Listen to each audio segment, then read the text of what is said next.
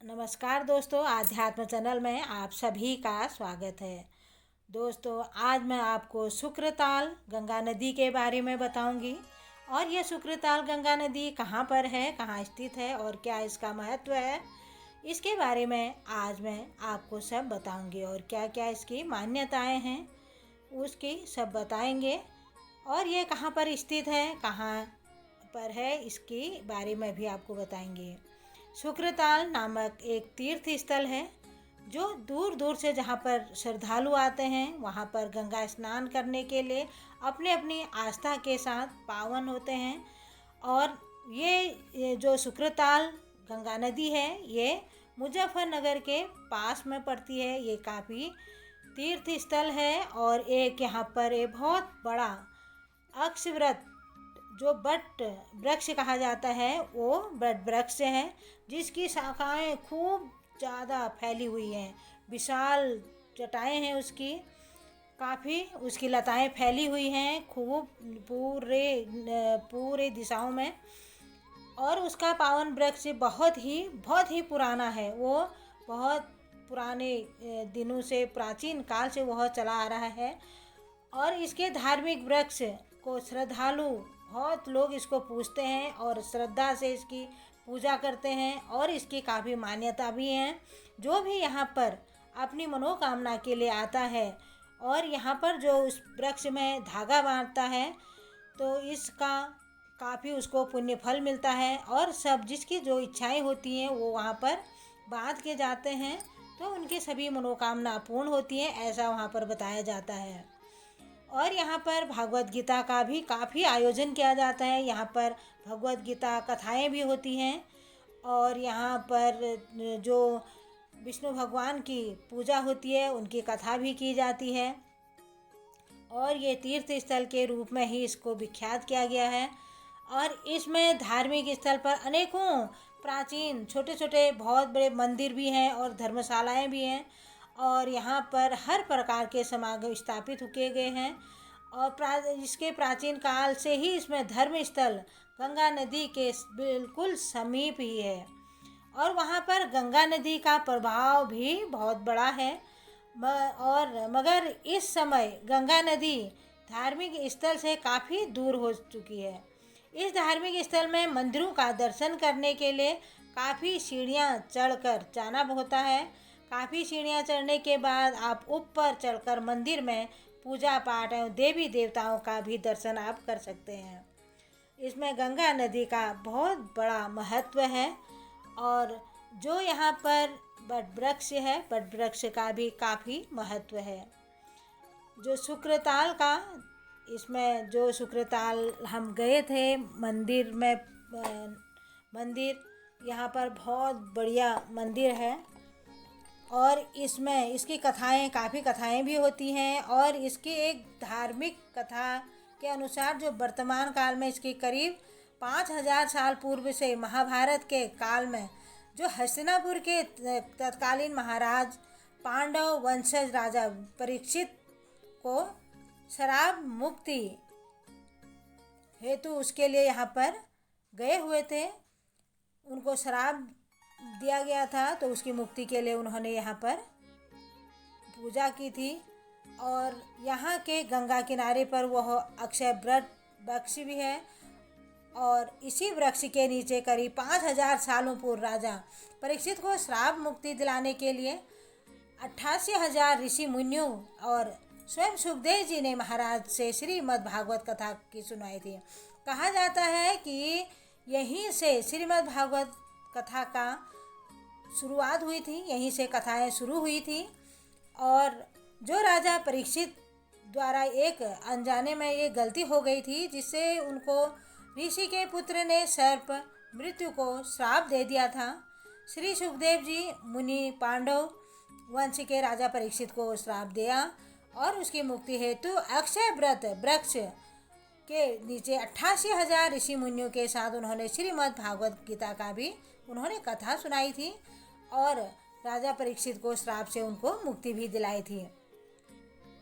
जो यहाँ पर एक बट वृक्ष है, हम उसके बारे में आपको बताऊंगी। जो बट वृक्ष है दोस्तों उसमें माना जाता है कि बट वृक्ष का जो हम ऊपर जो स्थल है वहाँ पर पूजा करते हैं, और उस स्थल के जो बट वृक्ष का जो उसकी जटाएं होती हैं लंबी लंबी, वो जटाएं नीचे ज़मीन के अंदर दबा दी गई हैं।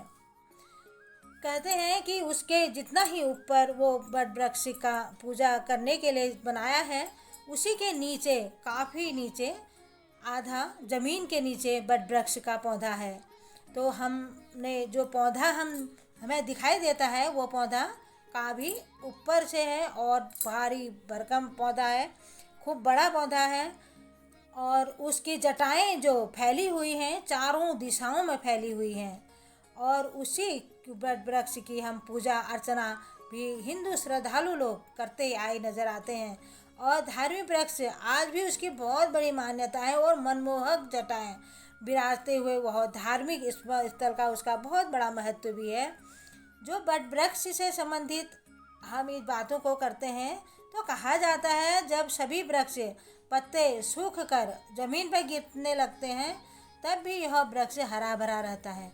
दोस्तों इस वृक्ष का एक मान्यता है कि उसमें जो पत्ते हैं उनके सारे पत्तों में छेद है, और वो सारे जो कि पत्तों में कोई छेद नहीं होता वहाँ के सारे पत्तों में छेद है। और वहाँ पर उस वृक्ष पर दो तोते रहते हैं, वो जोड़े से ही बैठे रहते हैं। कहा जाता है जो उन तोतों को देखता है उसकी सभी मनोकामनाएं पूर्ण हो जाती हैं। वो प्राचीन काल से वो तोते जब से वो बट वृक्ष है तब से वो वहीं पर विराजमान है। उन्हीं की जो उनको देखता है उसकी सारी इच्छाएं पूरी हो जाती हैं।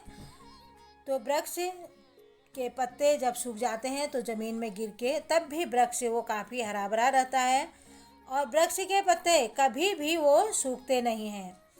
इस वृक्ष में संबंधित आपको सभी बातें हमने पता चलता है कि वह वृक्ष बहुत ही विशाल है, और विशाल होने के साथ साथ उसकी जो जटाएं हैं उत्पन्न हुई हैं और वो भी बहुत ही आश्चर्यजनक हैं। जो शुक्रताल में इस धार्मिक वृक्ष का बहुत ही पुराना प्राचीन काल से ही है, और प्राचीन काल से ही इसे की बहुत ही नए और जवान किस्म के का ही ये लगता है। जो इतना पुराना पेड़ है वो पेड़ पुराना लगता नहीं है। और धार्मिक स्थल के बारे में यदि आपको और भी बताएं, जैसे धार्मिक स्थल लगभग 200 मीटर की दूरी पर इसका कुआं स्थित है, और लोगों के अनुसार ये पांडवकालीन काल का कुआं है। इस धार्मिक स्थल के स्थानीय निवासी बताते हैं कि यह बहुत ही प्राचीन एवं धार्मिक स्थलों में से एक है, मगर दुर्भाग्य से यहाँ के सरकारें इसके प्रचार प्रसार का कार्यभार नहीं उठा पाती हैं। मगर इसके बाद भी धार्मिक स्थल की पीठाधीश्वर ओमानंद महाराज बताते हैं कि इस धार्मिक स्थल की पूजा अर्चना दर्शन करने हेतु कई श्रद्धालु दूर दूर देशों से कोने कोने से यहाँ पर आते हैं, और इसकी काफ़ी मान्यता है। और पीठाधीश्वर स्वामी ओमानंद बताते हैं यहाँ श्रद्धालु आकर श्रीमद् भागवत गीता का सत्यनारायण भगवान की कथा भी रुक कर यहाँ पर करते हैं। करीब 1 हफ्ते तक लोग यहाँ पर आते हैं, रुकते हैं, कथा करते हैं, और इस स्थान पर आने के बाद वह श्रद्धालु धार्मिक वृक्ष के नीचे श्रद्धापूर्वक श्रीमद् भागवत गीता का सत्यनारायण भगवान की कथा सुनते हैं, और कहते हैं कि ऐसा कहने से जो भी श्रद्धालु अपने सच्चे मन एवं हृदय से इस प्राचीन एवं धार्मिक बट वृक्ष के नीचे धागा बांधते हैं और उनकी मनोकामनाएं मानते हैं तो उनकी सभी मनोकामनाएं पूर्ण होती हैं। और जो भी श्रद्धालु सच्चे हृदय से यहाँ पर बैठकर सत्यनारायण भगवान श्रीमद् भागवत गीता कहता है और सुनता है, उस परम मोक्ष को भी प्राप्त हो जाता है। हमारे देश में बहुत सी ऐसी धार्मिक विरासत हैं, धरोहर हैं, जो अपने अंदर विशाल अद्भुत अविस्मरणीय शक्तियों को लेकर विराजमान हैं, मगर आज हमारे देश में कहीं न कहीं एक अवश्य कमी ऐसी दिखाई देती है। जो लोग प्राचीन विरासत और पौराणिक धरोहरों के प्रचार प्रसार कभी भी नहीं करते हैं और इस पर कोई कदम नहीं उठाते हैं। जो हमारे धार्मिक स्थल हैं, लोग वहाँ पर जाते तो हैं, लेकिन वहाँ पर साफ सफाई का कोई ध्यान नहीं देता है। और अगर सब लोग अपने साफ सफाई का ध्यान दें, धार्मिक स्थलों को शुद्ध बनाए रखें, तो वहाँ पर हमारे काफ़ी मोक्ष प्राप्त हो सकते हैं। आज हमारे देश के प्रत्येक नागरिक सरकारों पर कर्तव्य बनता है कि जो भी प्राचीन धरोहर हैं, प्राचीन धार्मिक स्थल हैं और वहाँ पर आज भी मौजूद उनका प्रचार प्रसार किया जाना चाहिए, जिससे अनजान में श्रद्धालु अपने आस्था और भी बढ़ा सके। आज हमारे देश में धार्मिक आस्थाओं को और भी उजागर करने की आवश्यकता है। हमारे देश, हमारी संस्कृति, आस्था और विश्व विख्यात है। समाज में हमें आवश्यकता है कि हमारे देश को प्रत्येक नागरिक धार्मिक सभ्यता, प्राचीन काल के धरोहर की रक्षा करे। और बेहद खुशी होगी जब हम अपने इस प्लेटफॉर्म के जरिए आप सभी लोगों को इस धार्मिक स्थल के बारे में बताएं, उनको जानकारी दें और इस स्थल पर लाने की कृपा करें। और इसी से हमारी कोशिश आगे बढ़ती जाती है। ऐसे ही हमारे श्रद्धालु बढ़ते हैं और हमारी धार्मिक स्थलों की मान्यताएं भी बढ़ती जाती हैं।